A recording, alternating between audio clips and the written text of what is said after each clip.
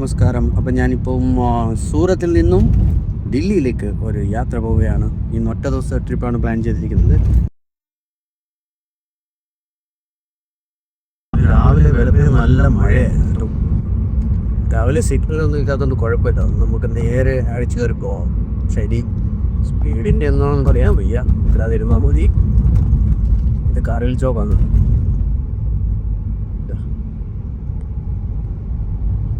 ഇവിടെ അങ്ങനെ ഓരോ യുദ്ധം അല്ലെങ്കിൽ എന്തെങ്കിലും ഒന്ന് വന്നു കഴിഞ്ഞാൽ അതിൻ്റെ പേരിലൊരു സർക്കിൾ ഉണ്ടാക്കും. അപ്പോൾ ഇത് കാർഗിലിൻ്റെ പേരിലാണ് ഈ സർക്കിൾ. അപ്പോൾ ഓപ്പറേഷൻ സിന്ദൂറിന് ശേഷം ഇപ്പോൾ സിന്ദൂർ എന്ന് പറയുന്ന ഒരു സർക്കിൾ ഉണ്ടാക്കിയിട്ടുണ്ട്. അപ്പോൾ നിങ്ങൾക്ക് കാണാം ഈ വീഡിയോയിൽ കാണുന്നത്.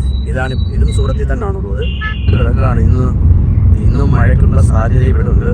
കേരളത്തിൽ ഓൾറെഡി 5 ദിവസത്തെ റെഡ് അലർട്ട് ഭാഗത്തുള്ളതുകൊണ്ട് തന്നെ ഇവിടെ ചെറിയ ബുദ്ധിമുട്ടുകളുണ്ട്.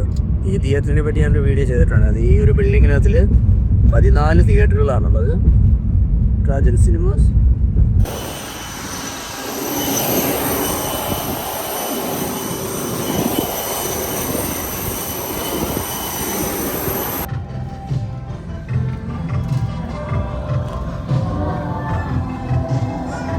नलियों या नली से हक़ाक़ती के बिना रक्षा जैकेट को इस विमान से हटाना वर्जित है। आपातकालीन स्थिति, इस विमान में स्लाइड या स्लाइड राफ्ट्स लगा।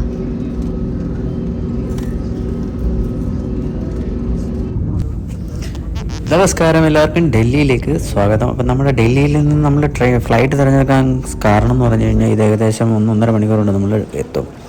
ട്രെയിനാണെന്നുണ്ടെങ്കിൽ സെയിം നമുക്ക് ട്രെയിനിലൊരു 10-16 മണിക്കൂറുകൾ എടുക്കും. പിന്നെ NH-48 വഴി നമ്മൾ ബൈ റോഡ് വരുവാണെന്നുണ്ടെങ്കിൽ ഏകദേശം 1100 കിലോമീറ്റർ, അതായത് ഒരു 18-20 മണിക്കൂർ എടുക്കും.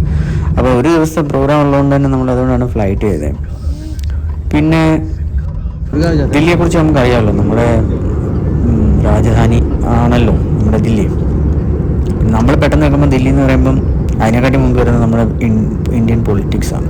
എന്ന് വെച്ച് കഴിഞ്ഞാൽ അറിയാമല്ലോ നമ്മുടെ പൊളിറ്റിക്സ് സെൻറ്റർ.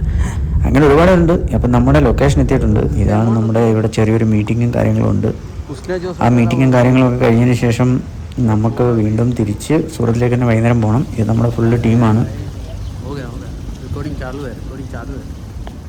ഇതാണ് ആ ബിൽഡിങ്ങിൻ്റെ എൻട്രി. ഇത് നമ്മുടെ 3rd ഫ്ലോറിലുള്ള ഒരു ഇവിടത്തേന് വേണ്ടിയിട്ടാണ് വന്നിരിക്കുന്നത്. അതിൻ്റെ തൊട്ടടുത്തുള്ള ആ ഒരു ഏരിയ ആണ് ഈ കാണുന്നതൊക്കെ തന്നെ. ഇവിടെ ഏകദേശം ചെറിയ സിറ്റി പോലെ തന്നെയാണ് ഈ ഏരിയയൊക്കെ. ഇനിയും ബിൽഡിങ്സുകൾ വരാനുള്ള ഏരിയയാണ്, അതായത് ഡെവലപ്പ് ആയിക്കൊണ്ടിരിക്കുന്നേ ഉള്ളൂ.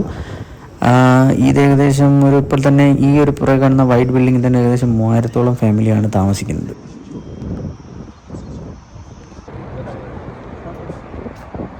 പിന്നെ ഇത് മെയിൻ ഹൈവേ ആണ്, 8 വരി പാത. ഇപ്പം ഇത് നേരെ കണക്റ്റ് ആവുന്നത് നമുക്ക് മുംബൈ വരെ കണക്റ്റ് ആവും. ഡൽഹിയിൽ നിന്നും മുംബൈയിലേക്ക് കണക്റ്റ് ആവുന്ന ആ ഒരു ഹൈവേ ആണത്. അങ്ങനെ നമ്മുടെ മീറ്റിങ്ങും കാര്യങ്ങളൊക്കെ കഴിഞ്ഞപ്പോൾ തിരിച്ചിനിയും വീണ്ടും വൈകുന്നേരത്തെ നമ്മൾ തിരിച്ച് യാത്രയാണ് മുംബൈയിലേക്ക്. ഇത് ഞാൻ വണ്ടിയിലിരുന്ന് തന്നെ എടുത്ത എയർപോർട്ട് ഏരിയയിലുള്ള ഓരോ ഷോട്ടുകളാണ്. സംഭവം നമ്മുടെ ബാക്കിയുള്ള സിറ്റിയെക്കാട്ടിലും കുറച്ചും കൂടെ അഡ്വാൻസ് ആണ്. പക്ഷേ ചില കാര്യങ്ങളിൽ ദില്ലി ഇപ്പോഴും വളരെ പുറകിലെന്ന് വേണമെങ്കിൽ പറയാം. കാരണം സേഫ്റ്റി ആൻഡ് സെക്യൂരിറ്റിയിൽ ഭയങ്കര പ്രശ്നമാണ്. നമ്മൾ പോകുന്നിടത്ത് തന്നെ നമ്മുടെ ബാഗുകളും കാര്യങ്ങളൊക്കെ വളരെ സൂക്ഷിക്കേണ്ട ഒരു കാര്യമാണ്. അല്ലാന്നുണ്ടെങ്കിൽ അടിച്ചുകൊണ്ട് പോകുന്നത് എപ്പോഴാണ് എന്താണെന്നൊന്നും അറിയാനൊക്കില്ല. പിന്നെ നമ്മളിപ്പോൾ തിരിച്ച് വീണ്ടും ഏകദേശം 4-4:30 മണിയായിട്ടുണ്ട്. ഞങ്ങളിവിടെ എത്തിയിട്ടുണ്ട്. തിരിച്ച് നമുക്ക് 6:45 ഫ്ലൈറ്റാണ്. അപ്പോൾ കുറേ സമയമുണ്ട്. ഞങ്ങളവിടെ വെയിറ്റിംഗ് ആണ് പ്ലാൻ ചെയ്തിരിക്കുന്നത്.